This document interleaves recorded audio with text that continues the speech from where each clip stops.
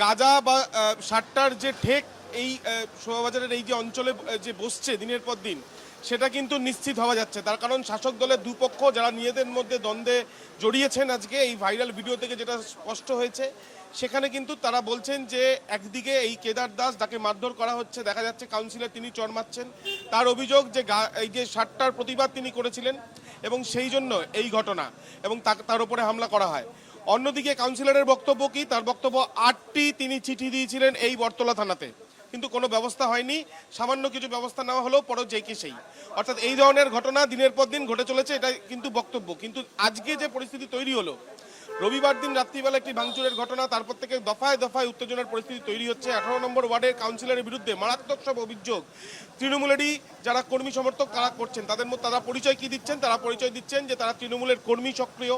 অভিষেক বন্দ্যোপাধ্যায়কে দেখে তারা পার্টি করছেন এবং তাদের যেটা বক্তব্য যে সুনন্দা সরকার তার নেতৃত্বে তোলাবাজি চলছে, সাট্টা জুয়া এগুলো চলছে। এবং একবার তোমাকে ছবিটা দেখাচ্ছি যে এখানে ইতিমধ্যে যে কেদার যাকে মারধর করা হয়েছে তার সঙ্গে কিন্তু ইতিমধ্যে কথা বলা হচ্ছে, পুলিশের তরফ থেকে কথা বলা হচ্ছে। আপনারা কিছুক্ষণ আগেও এখানে দেখা যাচ্ছিল যে বিক্ষোভ করছিলেন।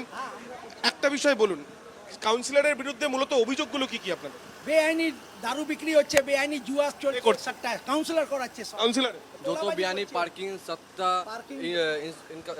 মানে বাড়ি যত আছে সব ইলিগাল, সব কাউন্সিলর করছে।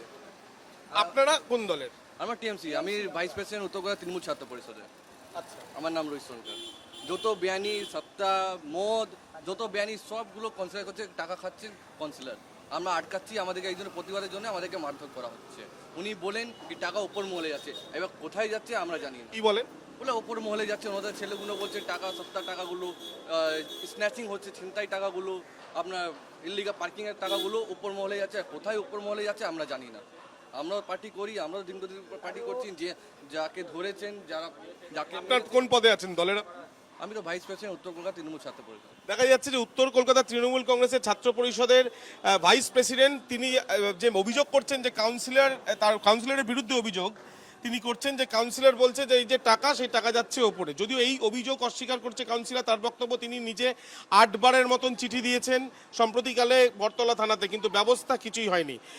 একের পর এক অভিযোগ, কিন্তু যে ভিডিও ভাইরাল হয়েছে সেই ভিডিওর কিন্তু দেখা যাচ্ছে যে কাউন্সিলর চড় মারছেন। যদিও কাউন্সিলরের সেই ভিডিওর পরিপ্রেক্ষিতে তার বক্তব্য, যাকে তিনি চড় মারছেন তার হাতেও পাথর রয়েছে, অর্থাৎ অভিযোগ পাল্টা অভিযোগ রয়েছে। ইতিমধ্যে পুলিশের সূত্র থেকে যেটা আমরা জানতে পারছি, বেশ কয়েকজনকে আটক করে জিজ্ঞাসাবাদ করা হচ্ছে।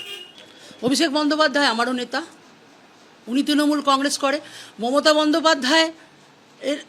বন্দ্যোপাধ্যায় আমাদের নেত্রী তৃণমূল কংগ্রেসের, এটা নিয়ে কোনো অবকাশ নেই কোথাও বলার।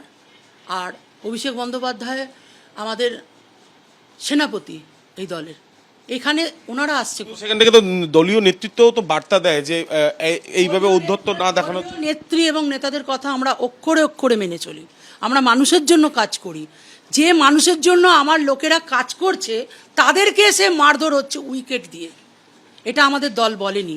এবং যারা তৃণমূল করে, প্রকৃত তৃণমূল করে, তারা এই নোংরামি করে না। সুদীপ বন্দ্যোপাধ্যায়কে হারানোর জন্য মাঠে নেমে পড়েছিল এবং এরা ঠিকই করেছিল যে এই ওয়ার্ড থেকে হারালে তৃণমূলের যাতে বদনাম হয়, আমি কাউন্সিলরের যাতে বদনাম হয়। তারা তৃণমূলের কংগ্রেসের হয়ে অ্যান্টি করেছে, আমি দায়িত্ব নিয়ে বলছি। আপনি এখানে পুরনো সিনিয়র যারা রয়েছে, কোনো পলিটিক্যাল প্রোগ্রাম তারা করেছে কিনা? একটা মিটিং অ্যাটেন্ড করেছে, একটা মিছিল করেছে, একটা পোস্টার লিখেছে, একটা দেওয়াল লিখেছে। যে কর্মী দেওয়াল লেখে না, পোস্টার লাগায় না, ব্যানার লাগায় না, মিটিং করে না, মিছিল করে না, সে কখনো তৃণমূল কর্মী হতে পারে না। এরা কোনো ভোটে কাজ করেনি, উল্টো মেরেছে। নাহলে আমি 12,000 ভোটে জিতেছি, আমার এমপি এত কম ভোটে জিতেছে। 19 সালে উনি হেরেও গেছিলেন, কোনো কাজ করেনি। আমি দায়িত্ব নিয়ে বলছি, আমার সমস্ত যারা বুথে বসেছিলেন, সুদীপ বন্দ্যোপাধ্যায়ের এইবার ইলেকশনে এনারা কোনো কাজ করেনি। আগের বারে মারপিট করে এরা বন্ধ করেছিল, হারিয়ে দিয়েছিল ওয়ার্ডটা, যেটা এবার ওরা করতে পারেনি। আফটার ইলেকশন এটা করছে, এটা আফটার ইলেকশন হেরে যাওয়ার জ্বালাটা, এই ওয়ার্ড থেকে যে আমরা তৃণমূল জিতে গেছে সেই জ্বালাটাকে ওরা এখন বহিঃপ্রকাশ করছে।